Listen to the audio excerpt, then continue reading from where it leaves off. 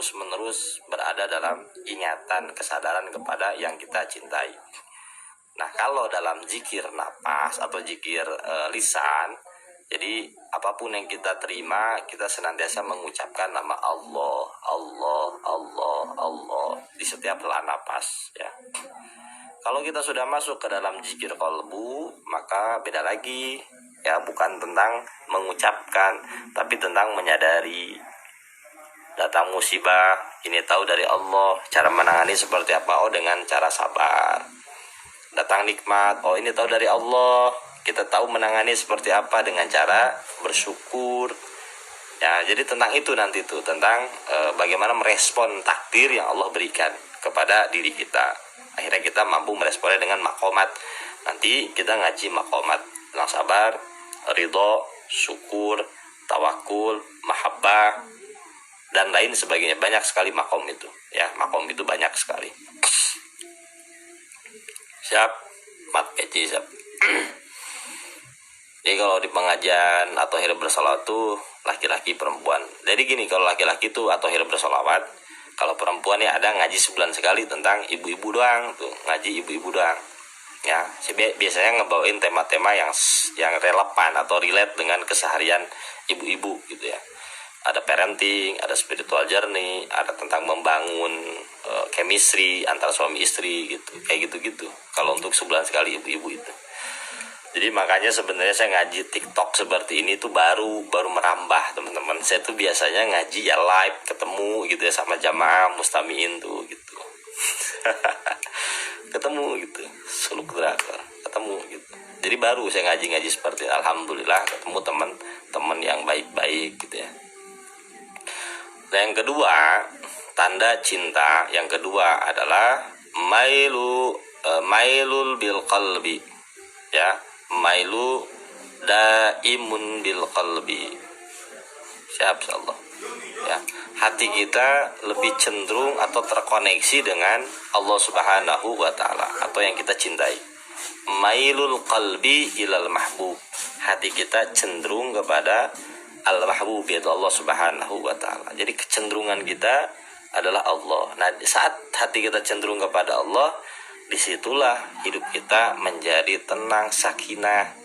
Kenapa? Karena saat kita berada dalam dairatul mahabbah, hati kita cenderung kepada Allah. Allah janjinya begini, ala bizikrillahi tatma'inul qulub. Ingatlah, hanya dengan mengingat Allah hati kita menjadi tenang. Jadi saat itu kita tuh lebih tenang, lebih sakinah saat itu. Ketika apa, hati kita lebih cenderungnya kepada Allah Subhanahu wa ta'ala gitu ya, teman-teman. Jadi lebih banyak kecenderungan hati kita kepada Allah. Yang tadinya cenderung kepada makhluk, cenderung kepada ego, kepada syahwat, sekarang lebih cenderung kepada Allah. Nah, yang ketiga adalah isarul mahbubi ala jami'il mashubi, ya. Isarul mahbubi ala jami'il mashubi. Isarul mahbubi yaitu mendahulukan. Isar itu mendahulukan, ya. Isar itu mendahulukan. Apa yang menjadi kecintaan sang kekasih gitu, atau mendahulukan sang kekasih dibandingkan segala mashub. Yaitu mashub itu segala sesuatu selain yang kita cintai. Artinya fokus kita itu adalah Allah gitu. Jadi inni wajhtu wajhali ladzi fataras samawati wal ardh, itu Allah.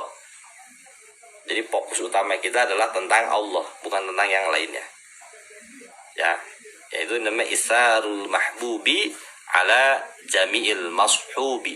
Jadi mashub itu alif lam mim shad ha kecil waw ba, al mashubi, ya. Jadi lebih memprioritaskan tadi yang sudah dibahas oleh kalam dari para ulama tasawuf tadi, ya. Nah, yang keempat adalah muwafaqatu fil habibi fil mashhadi wal ghaib, ya. Muwafaqah itu senantiasa beriringan, inline dengan Al-Habib yang kita cintai. Bil mashadi wal ghaibi, baik ketika kita bertemu ataupun berpisah. Artinya begini, baik dalam keadaan ramai dan sepi itu sama saja, tidak ada perubahan. Jadi kata Sayyidina Ali karramallahu wajhah, engkau yang sebenarnya adalah saat engkau yang sendirian. Nah, kita baik sendiri ataupun ramai itu sama saja, tidak ada bedanya. Jadi kita tidak mempunyai dua wajah. Wajah saat ramai seperti ini, wajah saat sepi seperti ini, enggak. Kita hanya mempunyai satu wajah, yaitu wajah keaslian kita. Jadi tidak ada dua wajah. Artinya kita sedang tidak bersolek di hadapan orang lain, ya, tapi kita mempunyai benar-benar ya kita seperti ini, baik ramai ataupun saat sepi gitu. Yang kelima adalah antahiba kullaka liman ahbabta, ya, antahiba kullaka liman ahbabta, menyerahkan semua yang kita miliki kepada yang kita cintai. Jadi mengerahkan segala-galanya hanya untuk Allah Subhanahu wa ta'ala. Jadi sudah tidak ada lagi aku, ya, yang ada adalah engkau. Karena engkau adalah bagian diriku, sebagaimana kisah dari Qais dan Laila Majnun. Jadi saat Qais sedang terbaring sakit di rumah sakit dan harus diamputasi kakinya, kata Qais, wahai dokter, janganlah engkau mengamputasi kakiku. Aku takut, ya, aku takut Laila nanti sakit. Kata dokter, kamu sudah gila. Bagaimana mungkin Laila sakit? Yang aku potong kakimu, bukan kaki Laila. Bukan seperti itu, dokter. Kau tidak memahaminya. Aku dan Laila sudah menyatu. Ketika dia senang, aku pun ikut senang. Ketika dia sedih, aku pun ikut sedih. Begitupun sebaliknya. Saat aku sakit, dia pun akan merasakan sakit. Jadi sudah tidak ada lagi aku, yang ada adalah engkau. Jadi sudah menyatu gitu ya. Kenapa? Karena kita sudah menyerahkan segala-galanya kepada Allah Subhanahu wa ta'ala. Maka kata Rasulullah sallallahu alaihi wasallam, la yuminu ahadukum hatta akuna ahabba ilaihi min walidihi wa walidihi wan nasi ajmain. Ya, la yuminu ahadukum, kalian tidak akan memperoleh derajat iman sampai kapan? Hatta akuna, sampai aku berada di posisi yang paling kalian cintai.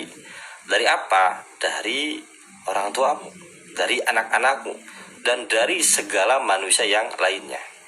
Jadi kecintaan akan mendorong kepada iman, dan iman menuntut kepada konsekuensi cinta. Jadi kata Rasulullah, kalian gak mungkin nyampe derajat iman kalau aku lebih, ya, kalau aku tidak lebih daripada apa yang saat ini kalian cintai gitu. Ada hadis ini asbabul wurudnya itu ketika Sayyidina Umar Ibnu Khattab, beliau ngomong gini, ya Rasulullah, aku mencintaimu setelah ibuku atau setelah istri dan anak-anakku, baru aku mencintaimu. Maka rilislah hadis ini, la yuminu ahadukum hatta akuna ahabba ilaihi min walidihi wa walidihi wan nasi ajmain. Jadi Rasulullah yang harus menepati rank pertama itu, ya, mendapati rank yang pertama. Dan sebenarnya ketika Rasulullah, ya, lebih kita cintai daripada apapun, maka segala sesuatu selain Rasulullah, anak, istri, itu bakal tertangani sebenarnya, bakal tertangani, jangan takut. Seperti halnya juga ilmu. Ketika kita mencintai ilmu di atas segala-galanya, dari anak, istri, dan lain sebagainya, Allah yang akan menangani gitu. Selama ini ketika kita menangani anak istri itu berantakan, teman-teman, ya, berantakan. Nah sekarang kita ngurus ilmu, misalnya ngurus sholawat atau ngurus Rasulullah SAW, ngurus ilmu, ngurus majelis ilmu gitu ya. Allah yang akan menangani semuanya. Ya, ini saya pernah praktekkan langsung dan sampai sekarang saya meraktekin itu. Saya ngurus ilmu, ya, maka ya apapun yang melekat pada diri saya, anak istri, itu ditangani langsung sama Allah gitu ya. Pokoknya begitu. Yang belum beristri ya segera beristri, oke? Karena tasawuf hanya bisa dirasakan ketika kita saat beristri. Disitulah permainan baru dimulai. Ya, permainan baru dimulai saat kita punya istri. Jadi kalau belum punya istri, berbicara fana, bako, musyahadah, muraqabah, berbicara dan lain sebagainya, itu masih sebatas teori. Kalau udah nikah, baru di situ merasakan tentang perjalanan yang asli itu seperti apa. Ya, karena kita akan dihadapkan, dibenturkan dengan sesuatu yang dekat dengan kita, anak, istri, dan lain sebagainya. Oke, mudah-mudahan banyak manfaatnya. Nggak bahaya kok, nggak bahaya, serius, nggak bahaya. Ya, nggak bahaya, sama sekali nggak bahaya. Jadi gini, ketika kita mendahulukan Allah, mendahulukan Rasulullah, yang lain itu akan ditangani oleh Allah, oleh Rasulullah gitu. Selama ini kita sadari deh, ketika kita menangani anak, menangani istri, hasilnya seperti apa, menangani dunia seperti apa, pahit, cuman pahit yang kita dapat. Tapi kalau kita lebih fokus ke Rasulullah, lebih fokus ke Allah, itu akan ditangani gitu. Ya, jangan sotoy, jangan sotoy itu gimana, enggak begitu konsepnya, ya, nggak begitu konsepnya. Ya, sekitar nanti ngasih rezeki, ya ngasih rezeki. Kalau istri belum sepaham, ya kasih paham. Makanya apa? Makanya istri ajak ngaji, suami ajak ngaji, biar satu pemikiran, satu frekuensi, kan enak gitu ya. Dan enak. Jadi saya ada kisah nih teman-teman ya, mudah-mudahan bisa meresap ke dalam kesadaran kita. Jadi kalau kita lebih mendahulukan Rasulullah, mendahulukan Rasulullah dibandingkan apapun, ya maka Rasulullah itu sendiri yang akan mendidik anak dan istri kita.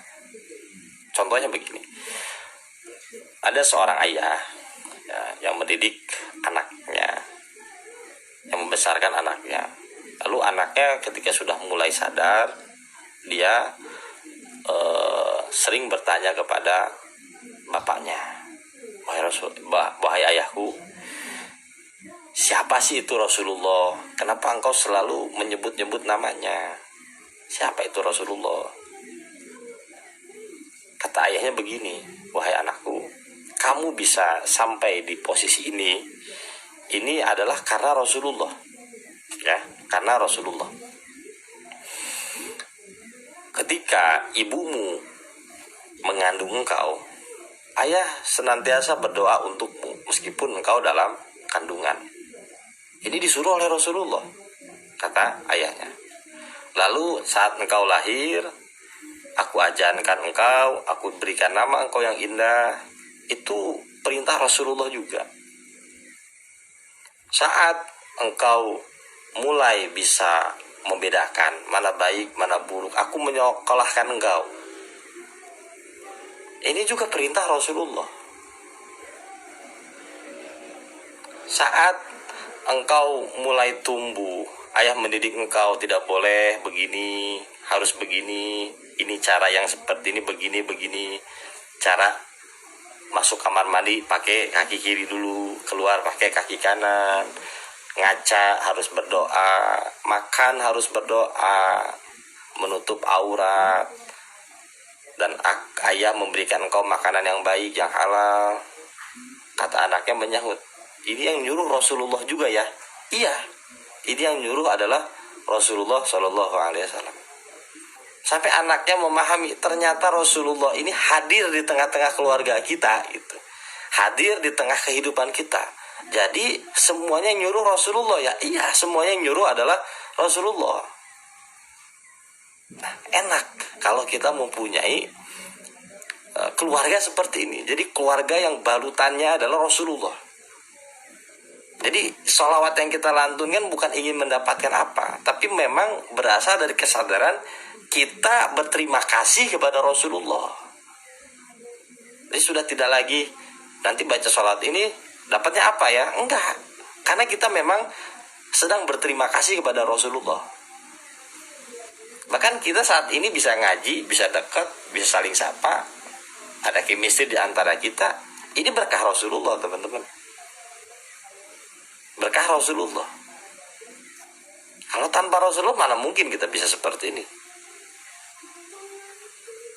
ya. Jadi jangan berpikir Rasulullah itu nggak ada. Rasulullah aktual, hadir saat ini. Ini yang nyuruh kita seperti ini. Saya ngasih pemahaman, ngasih ilmu, yang nyuruh Rasulullah. Teman-teman bisa duduk lama, yang ngasih juga Rasulullah gitu. Nah, jangan sampai kita menganggap Rasulullah itu ada di Madinah sedang apa? Sedang terbujur kaku. Enggak, Rasulullah itu hadir aktual di tengah-tengah kita. Dari masalah yang paling kecil sampai masalah yang paling besar, Rasulullah itu sampai sekarang ngurusin kita. Memilih pemimpin, Rasulullah berbicara tentang bagaimana memilih pemimpin, bagaimana nikah, bagaimana mengkhitbah, bagaimana bertransaksi, bagaimana cara bermuamalah, bagaimana kita menghargai orang lain, menghargai keyakinan orang lain. Ini yang nyuruh adalah Rasulullah. Jadi jangan sampai kita berpikir Rasulullah itu tidak ada. Rasulullah itu hadir, aktual. Maka puncak dari kerinduan kita kepada Rasulullah saat apa? Saat kita nanti pergi ke Madinah menemui Rasulullah di makbarohnya, itu puncak kerinduan kita. Puncak kerinduan kita itu saat kita menemui Rasulullah SAW di Madinah. Kita melihat bagaimana perjuangan Rasulullah sampai sekarang. Madinah, Mekah adalah kota yang paling banyak traffic, banyak dikunjungi dari seluruh dunia. Ini berkah Rasulullah. Kalau nggak ada Rasulullah, mana mungkin Arab Saudi sekaya itu, nggak mungkin. Ya. Dan nggak mungkin kita bisa bertegur sapa, saling baik. Ini yang nyuruh Rasulullah semua. Gitu. Ya, jangan sampai berpikir Rasulullah itu nggak ada. Rasulullah itu aktual, hadir saat kita pakai baju bagus, ya, demen ilmu, demen kepada orang berilmu, yang nyuruh Rasulullah.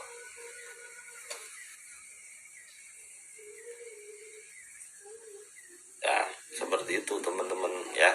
Mudah-mudahan sholawat yang kita baca nantinya bukan lagi karena apa, tapi karena kita ingin berterima kasih kepada Rasulullah Shallallahu Alaihi Wasallam. Dan mudah-mudahan kita bisa ziarah langsung nanti bareng-bareng ke Madinah, ya, bareng-bareng ke Madinah, mengunjungi Rasulullah Shallallahu Alaihi Wasallam. Kalau ziarah umroh, ya, menggunakan ilmu tuh enak,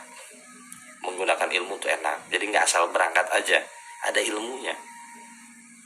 Nanti ketika kita berada di makam Rasulullah seperti ini, ya, jaga adabnya, ya, yang kita pinta seperti ini, itu ada ilmunya tuh nanti tuh. Jadi pulang itu kita membawa bara kerinduan kepada Rasulullah.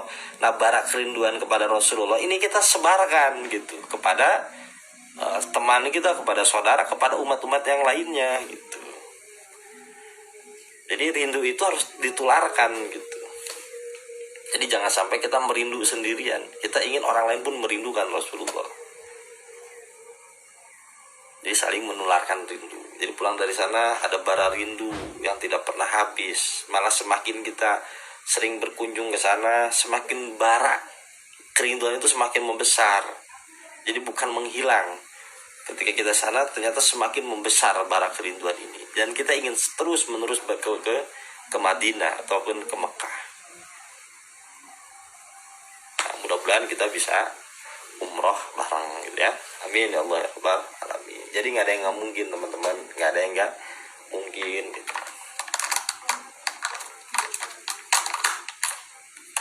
Nanti insya Allah saya mau berangkat di bulan Rabiul Awal. Teman-teman mau ikut, monggo silahkan. Umrohnya pakai ilmu.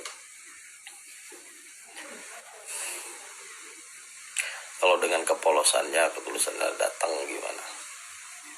gimana kamu maksudnya?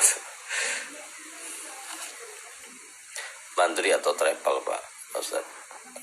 Pakai travel. Kalau mandiri pakai travel, saya kayaknya pakai travel. Tapi saya pengen ziarah ke masjid